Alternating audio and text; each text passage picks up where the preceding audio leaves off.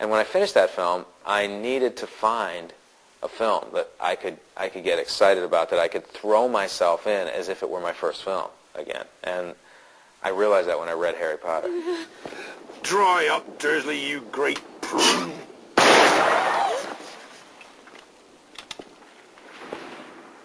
Mind, I haven't seen you since you was a baby, Harry, but you're a bit more along than I would have expected, particularly round the middle.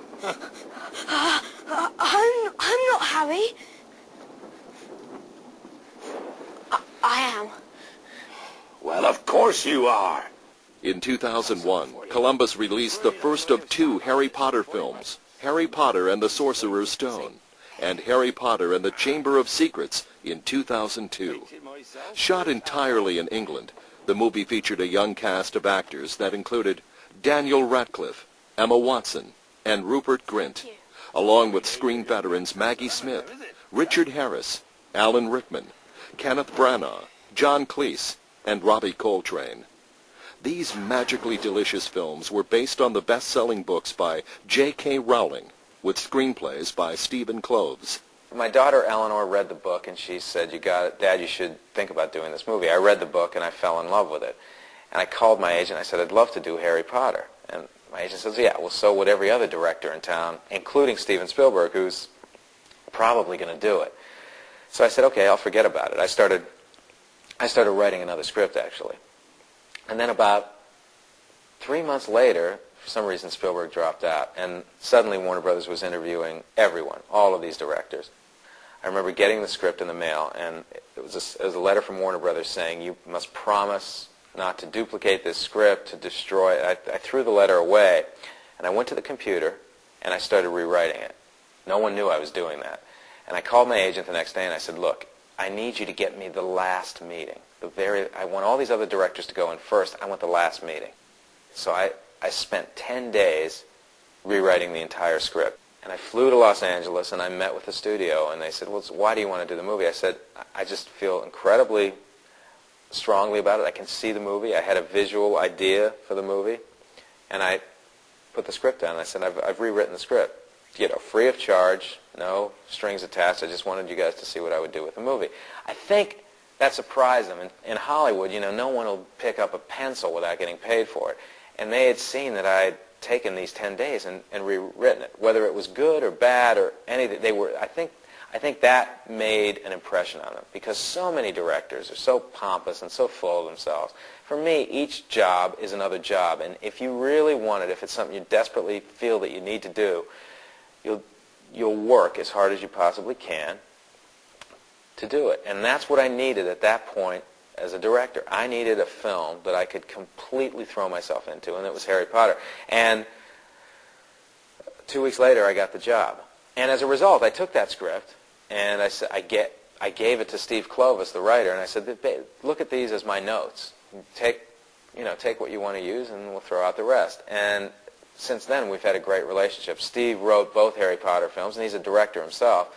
And it was my way of saying to the studio, I'm committed to this.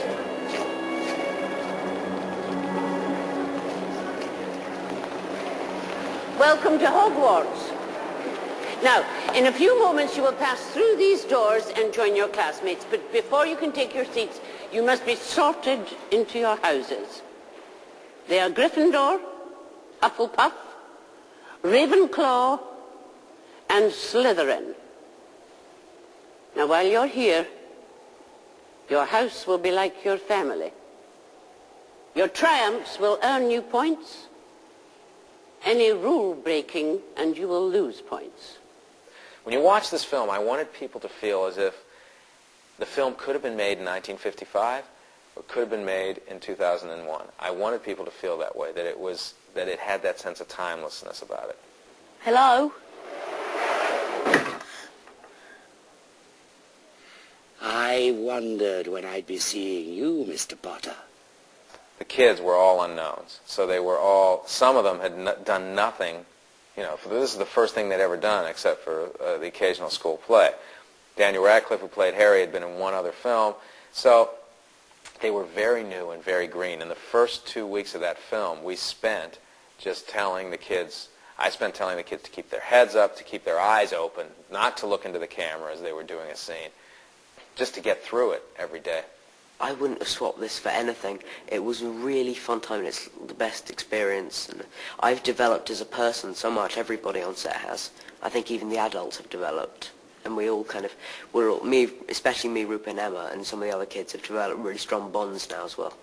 Those kids in the first film basically had a short course in film acting. And we did it all together. And by the time they reached the second film, they had become accomplished actors. You'll see that performances are much better in the second film, and they've become more confident with themselves as performers.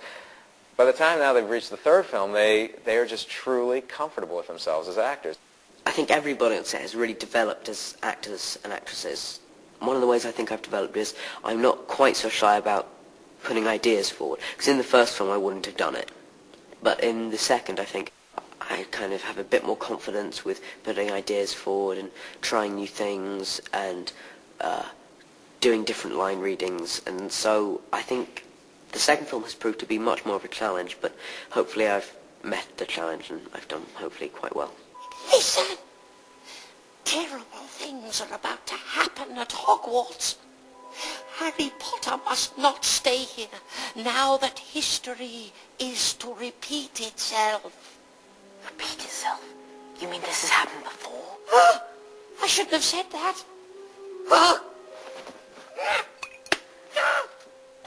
Dobby! Stop, Dobby. Tell me, Dobby, when did this happen before? Who's doing it now? Dobby cannot say, sir. Dobby only wants Harry Potter to be safe. No, Dobby. Tell me, who is it? I didn't do the third Harry Potter film because I wanted to spend some time with my family, and I needed some time off. I knew I couldn't give those actors the same amount of intensity and energy that I had given them on the first two films, and I had to drop out. I really did. As a director, I'm a producer on the film, but being a producer is a completely different situation. You have to sit back and watch a director do your job. And that can be extremely exciting or it can be incredibly frustrating. I happen to have a terrific director doing the third film, Alfonso Cuarón, so I'm loving what I'm seeing him do every day with the film. Yet at the same time, I miss directing. I miss being out there and working with actors, so I want to get back to it real soon.